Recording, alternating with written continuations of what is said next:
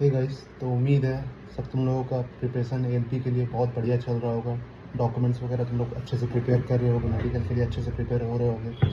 तो आज हम मेनली बात करेंगे मेडिकल्स में।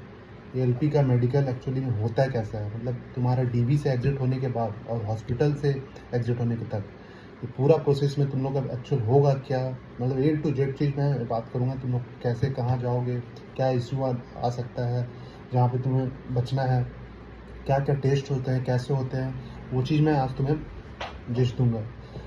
तो मैं पुराने वीडियो में बात डीवी से रिलेटेड बात किया हूँ। अगर आप वो वीडियो देखे होंगे तो इसमें काफ़ी लोग कुछ कुछ जेन्यून क्वेश्चंस किए थे, मतलब कमेंट्स में क्वेश्चन किए थे। मैं कोशिश करूँगा वो चीज़ को भी कवर कर लूँगा इसी वीडियो के एंड में। तो आज हम चलो और टाइम वेस्ट ना करते हुए बात करेंगे कि मेडिकल में एलपी का क्या क्या आपको टेस्ट होगा और क्या क्या आपके साथ प्रोसेस चलेगा। तो सबसे पहले मैं बात करता हूँ, आप 9:30 बजे तक हॉस्पिटल पहुँच जाना। ऑल दो स्टाफ आते हैं 10 बजे के बाद ही, बट आप 9:30 बजे तक हॉस्पिटल पहुँच जाना। मान लेते हैं 10 लोगों का एक हॉस्पिटल में अलॉट हुआ, वहाँ डीवी में अलॉट होता है, और 10 लोगों का एक हॉस्पिटल में मान लो अलॉट हुआ।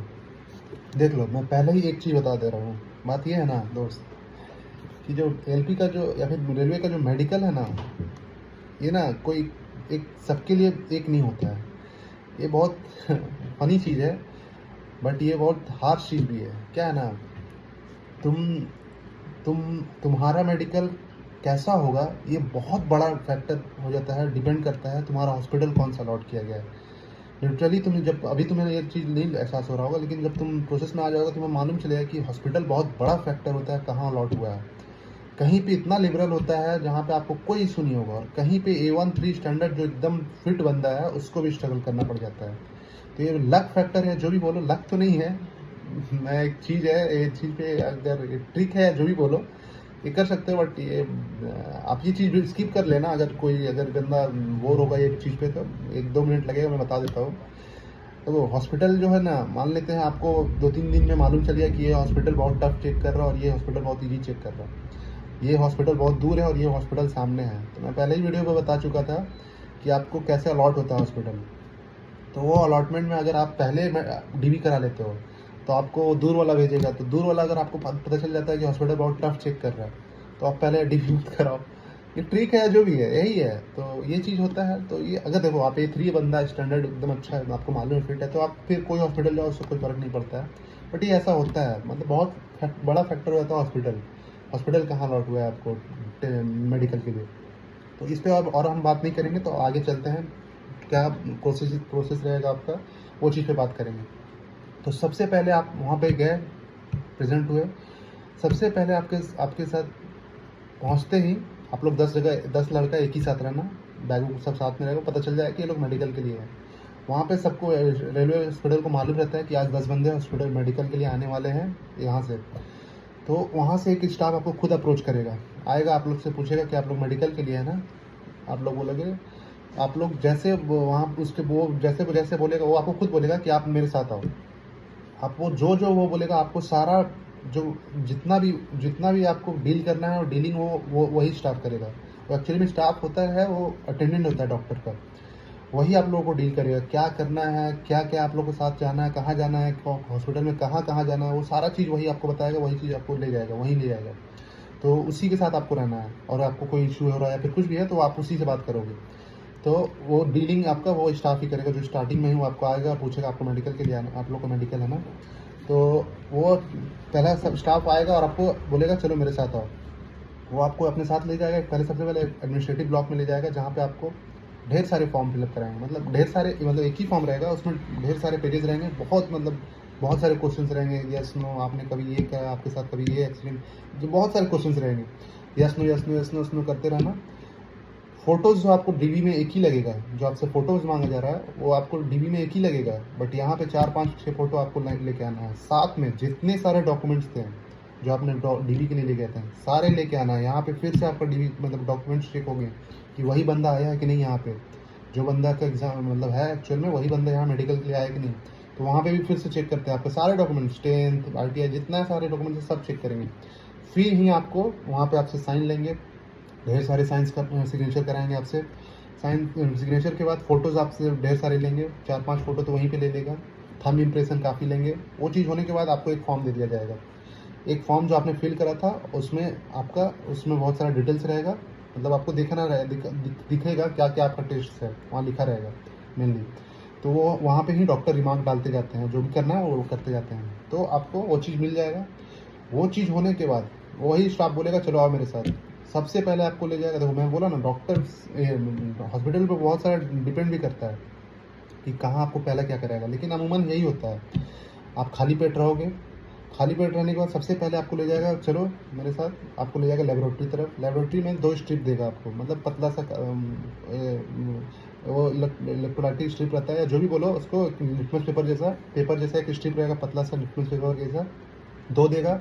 उस पर बोलेगा आप यूरिनेट करो, मतलब टॉयलेट करो, पी करो। आपने उस पर बाथरूम में जाना है, दोनों स्ट्रिप पे टॉयलेट करना है अच्छे से, और आके उसको दिखाना है। 10 बारी बारी से दिखाएंगे। हाँ, वो डॉक्टर देखेगा, डॉक्टर नहीं रहता है, वो लाइब्रेरी असिस्टेंट ही रहता है। वो देखेगा, बोलेगा आप जाओ, देखेगा जाओ। जिसका अगर कोई इशू आता है तो वो बोलेगा आप रुको, आपका फॉर्म लेगा और कुछ फिल कर देगा उसमें। जिसका नहीं होगा 10 उसमें बहुत रेयर है, वो यूरिनरी ट्रैक्ट पे मेनली फंगल वगैरह कुछ ऐसा कुछ वो चेक करते हैं, वो जो पेपर रहता है। तो वो चेक होने के बाद आपको सीधा ले जाएगा ब्लड टेस्ट के लिए। वहाँ से सीधा ले जाएगा ब्लड टेस्ट के लिए। आपसे सीधे देखो, वो जो फॉर्म जो फिलिंग का जो टाइम था ना, वो लगभग 11:30 बज जाएगा आपको। वो टाइम बहुत कम्बरसम होता है, बहुत टाइम लेने का वो, मतलब वो प्रोसेस ना आपको काफ़ी पेपर लेगा, ये चीज़ बहुत चीज़ होता है वहाँ टाइम में। 11:30 तो वहीं बज जाएगा। तो फर्स्ट हाफ में आपका ब्लड टेस्ट तक ही हो पाता है। तो आप जाओगे ब्लड दोगे। ब्लड में मेनली हर चीज़ चेक नहीं होता है। शुगर चेक होगा, कुछ मेजर चीज़ें हैं वो चेक होंगे। बाकी ये जो बोलते हैं आप कोलेस्ट्रॉल, थायराइड, ये सब कुछ चेक नहीं होता है, ये सब कुछ नहीं चेक होता है। आपका जो मेनली उनको चेक करना है बस वही चेक करते हैं। आपको और क्या है उससे कोई इशू नहीं है। LFT ये सब कुछ नहीं होता है, लिवर फंक्शन ये सब नहीं होता है। आपको सिंपल आपका ब्लड ले लेंगे, शुगर देंगे, शुगर हो उस पर भी ये बताएंगे कि अगर बाई चांस आपका बढ़ा हुआ रहता है तो होगा क्या। तो ये चीज़ आपको ब्लड टेस्ट हुआ। ब्लड टेस्ट में आपको टाइम लगेगा, वहाँ पे जैसे आपको तुरंत भेज दिया वैसे यहाँ पे नहीं, यहाँ पे टाइम लगेगा, रिपोर्ट जाएगा जो भी होगा। तो इसमें आपको कुछ मालूम नहीं चलेगा। ये होने के बाद आपको सीधा बोलेगा चलो आप यहाँ से चलो 10 का 10 साथ बारी बारी से होता है, 10 का 10 एक एक करके। फिर आप 10 को फिर ले जाएगा BP और ECG टेस्ट करने के लिए। वहाँ पे आप जाओगे, आपको BP और मशीन लगाएगा, BP का BP सिंपल लगाएगा और BP चेक करेगा। BP आपका अगर, इसलिए बोल रहा था खाली पेट रहना और पानी बहुत अच्छे से पीना। BP अगर नॉर्मल हुआ तो ठीक, नहीं हुआ तो फिर बोलेगा कि आप आधा घंटे बाद थोड़ा ब्रिस्क वॉक कर लो, थोड़ा वॉक कर लो, आधा घंटा फिर आना। 2-3 बार आपको मौका देगा, 2-3 बार वो आराम से मौका देगा, 2-3 बार मौका देगा। अगर फिर भी आपका BP हाई आ रहा तो वो कुछ मेंशन करेगा, जो भी BP आया उसको मेंशन करेगा, वो लिख देगा। वो कुछ नहीं करेगा, वो जो आपका चेक करता है वो कुछ नहीं करेगा, वो बस चेक करने वाला है, वो लिखते जाएगा। जो भी वैल्यू आया, जो भी है चीज़ है वो लिख देगा। जो फॉर्म में बोला आपको देगा वो स्टार्टिंग में उस फॉर्म में। फिर वो BP के बाद तुरंत आपको ECG के लिए भेज देगा, सामने ही दोनों रहता है। ECG भेजेगा, ECG में आपको शर्ट वगैरह खोल देगा, उसमें सेंसर्स लगाएंगे।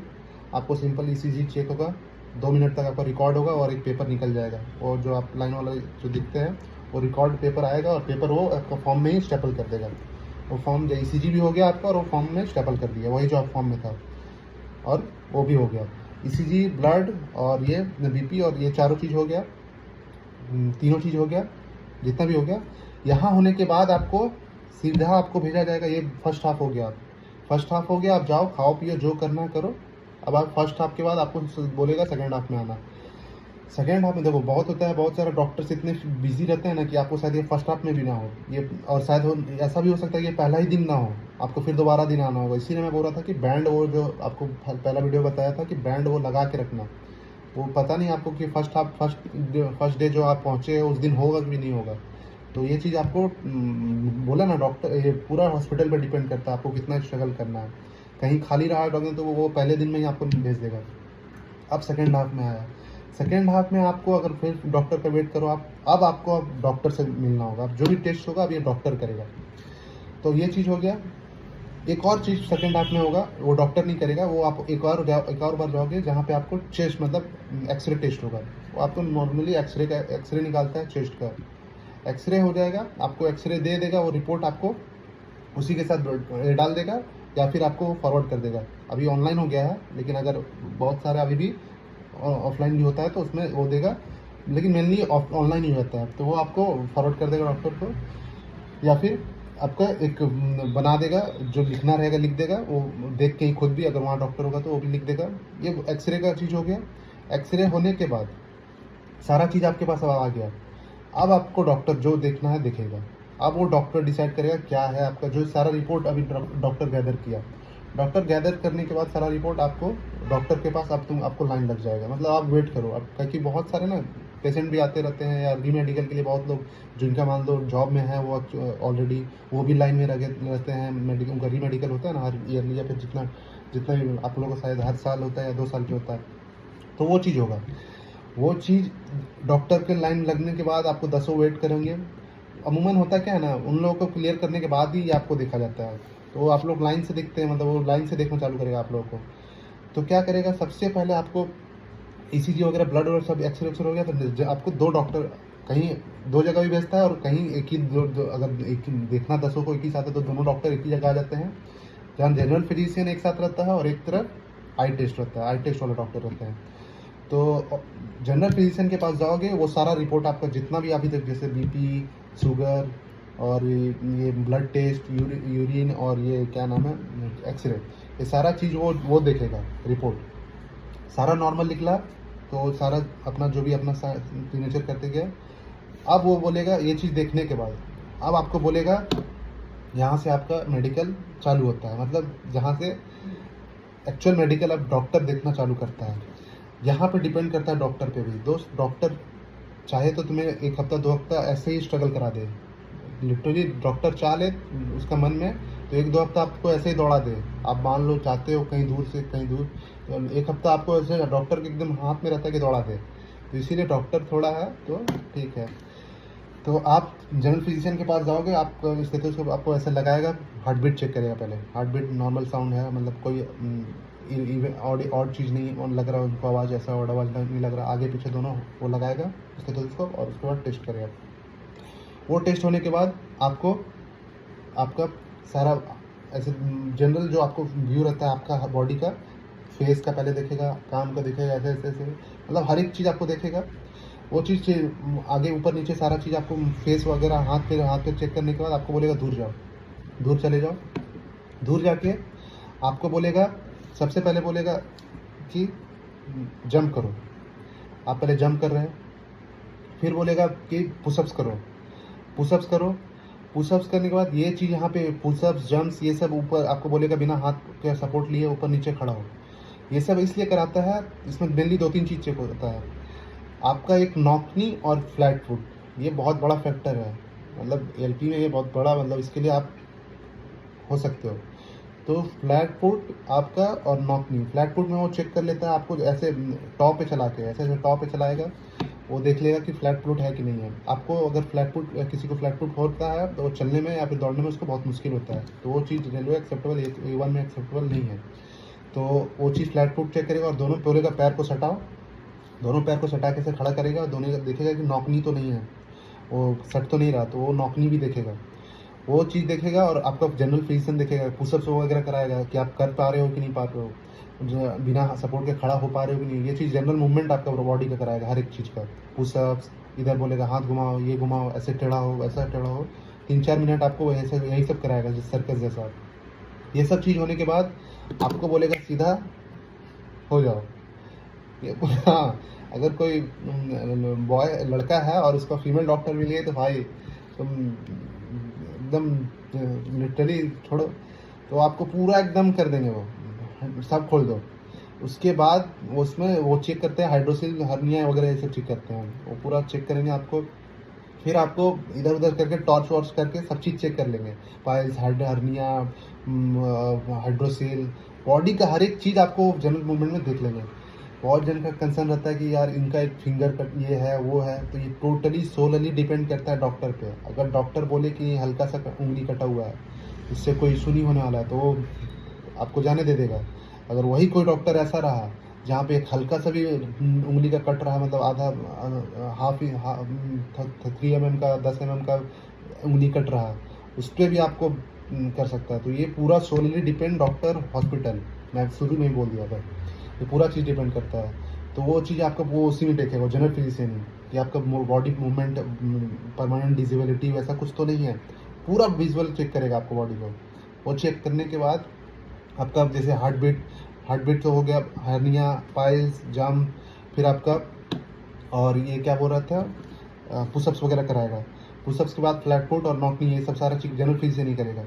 ये चीज़ होने के बाद आपका जनरल फिजिशियन का भी, और वो जो रिपोर्ट था आया था एक्सरे वगैरह भी, वो भी वही देखता है जनरल फिजिशियन। यही दो डॉक्टर आपको देखते हैं।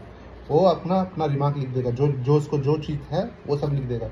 अगर A1 फिट आपका जो जो सब सही स्टैंडर्ड उसको मिला तो वो सब अपना मेंशन कर देगा, आपको कुछ नहीं बताएगा। ऐसा नहीं कि आपको बता रहा हाँ आप ये हैं वो हैं, आपको ये देखो, ऐसा कुछ नहीं। उसको जो मिला वो भाई लिख रहा है। तो आपसे कंसल्ट भी नहीं करने जाएगा कि आपको तो ये है, आपको तो ये, ऐसा कुछ नहीं। वो बहुत मतलब रोल में रहते हैं वो डॉक्टर। वो अपना जो है लिखेंगे, आपको बताएंगे, आप पूछेंगे तो आपको बहुत अच्छे से सुना भी देंगे वो। तो आपको कुछ नहीं करना है, वो जो आपसे करा रहे हैं वो करते जाना है। वो हुआ। वो होने के बाद, जनरल फिजिशियन होने के बाद आपको बोल दिया जाएगा कि आप ठीक है अपना ड्रेस जो है पहन लो, सब हो जाओ, अब वहाँ पे जाके बैठ जाओ। आपको 20 फीट दूर जाके बैठाएंगे सबसे पहले, और वहाँ से वो डॉक्टर आ जाएगा आई वाला। ऐसा होता है कि आई वाला नहीं भी चेक करता, वो जनरल फिजिशियन भी कर लेता है ये चीज़, विजन टेस्ट। तो सबसे पहले आपको 20 फीट दूर पर उठा के विजन टेस्ट करना चालू करेगा। विजन टेस्ट में आपको एक ढक्कन खोलेगा, एकदम ऐसा ढक्कन, आपको अभी तक वो दिख भी नहीं रहा होगा आपको। अचानक से सारा लाइट ऑफ और वो ढक्कन खुला। और ढक्कन खुलने के बाद वो सेल टेस्ट होता है, जो सी कट जो टेस्ट रहता है ना, मैं दिखा दे रहा हूँ कैसा रहता है। और अभी सर्च करना पड़ेगा। तो वो सी टेस्ट रहता है, वो ऐसे कटिंग का वाला सी रहता है, और वो भी रोटेट होता है। वो आप मत सोचना कि आप वो बंदा जो पुराना बंदा था उसका इधर दिख रहा था तो आपका भी इधर दिखेगा। वो जिधर चाहे वो रोटेट कर सकता है, वो सी का कट। तो वो कट बताना कि किस साइड है, जैसे वो सी है तो सी का कट इस साइड है, अभी इधर है तो बोलेंगे सी। वो बड़ा से छोटा से होते होते होते होते होते एकदम छोटा होगा। 20 फीट दूर से आप वो कट शायद आपको 6x6 में आपका अगर रहा तो दिख जाएगा, अगर 6x6 नहीं रहा तो आपको नहीं दिखेगा वो कट किस साइड है। आप कंफ्यूज हो जाओगे सर इधर लग रहा है इधर लग रहा। तो 20 फुट दूर से ही आपको वो सी कट चेक करेगा, वो सेल टेस्ट होता है वो। और उसके साथ वो आपका एक लेटर टेस्ट भी होता है। वो लेटर टेस्ट भी शायद ऐसा रहेगा, वो आपको पढ़ाएंगे कि ये कौन सा लेटर, सबसे नीचे लेटर क्या लिखा हुआ है। तो ये क्या होता है, लेटर में क्या इश्यू होता है, बहुत कोई याद कर लेता है, तो इसीलिए लेटर टेस्ट को अभी इग्नोर किया जाता है। वो सी कट ही को रोटेटेड वहाँ पे रोटेट करा के आपको चेक कर लेते हैं। तो ये चीज़ होने के बाद, सी टेस्ट होने के बाद, और ये 20 फुट जो आपको 20 फीट जो दूर बैठा है ना, इससे पहले ही ईसीआरआ टेस्ट भी कर लेता है। देखिए ईसीआरआ टेस्ट या फिर कलर विजन टेस्ट, दो टेस्ट होता है अलग अलग। ईसीआरआ टेस्ट में क्या होता है ना, बुक से टेस्ट कराता है, ऐसे बुक खोलेगा वो। ईसीआरआ टेस्ट में मतलब कलर ब्लाइंडनेस टेस्ट होता है। तो कलर ब्लाइंडनेस टेस्ट मैं बता देता हूँ, उसमें ऐसा रहेगा, वो आपको तो वो कलर ब्लाइंडनेस से एक बुक आता है, आप वो बुक जानते होगे कि वो कैसा वो बुक दिखता है। वो बुक में आपको ऐसा ढेर सारे लेटर्स रहेंगे, वो लेटर्स में आपको दिखना है कि 6 लिखा है।